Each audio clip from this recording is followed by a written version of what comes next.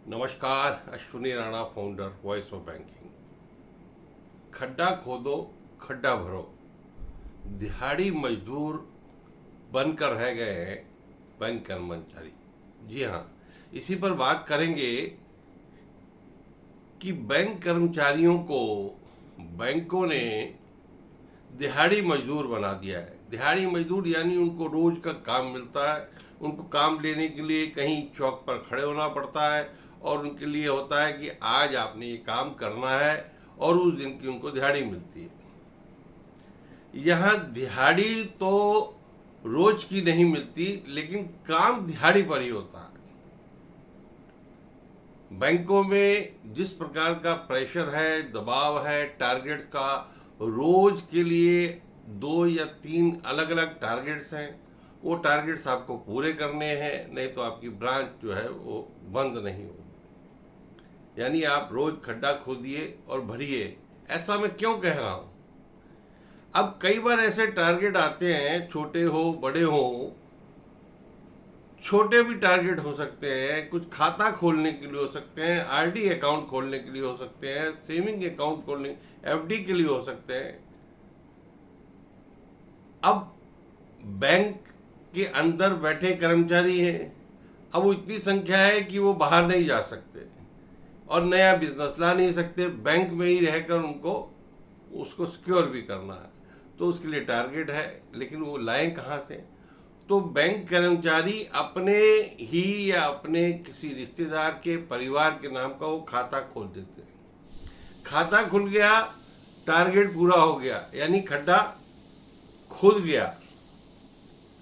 1 महीने के बाद, 15 दिन के बाद वो खाता बंद, खड्डा भर गया। यानी जब वो खड्डा खुदा, जब वो टारगेट पूरा हुआ, तब तो टारगेट में उसका नंबर आ गया, लेकिन जब वो खड्डा भरा गया, टारगेट में कहीं वो रिफ्लेक्ट ही नहीं होता। ऐसे खड्डे खोदने और खड्डे भरने का क्या लाभ है? बैंकों के कर्मचारियों को दिहाड़ी मजदूर बना के रखने का क्या लाभ है? आप एक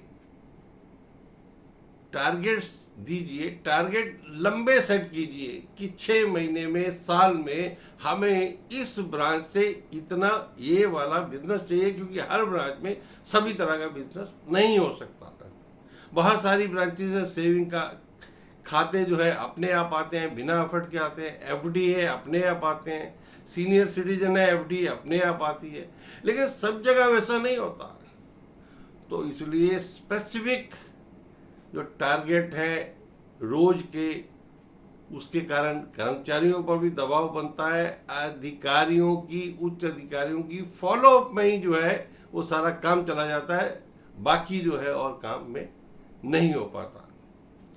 अब ऐसे में एक बैंक है, स्टेट बैंक, बहुत बड़ा है, बहुत अच्छा प्रॉफिट कर रहा है। उनके जो एमडी हैं वो कहते हैं कि भाई बैंकों में अभी फुटफॉल नहीं है डिजिटलाइजेशन के कारण, तो उनकी इच्छा है कि उन कर्मचारियों को मार्केटिंग में डाल दिया जाए, सेल में डाल दिया जाए।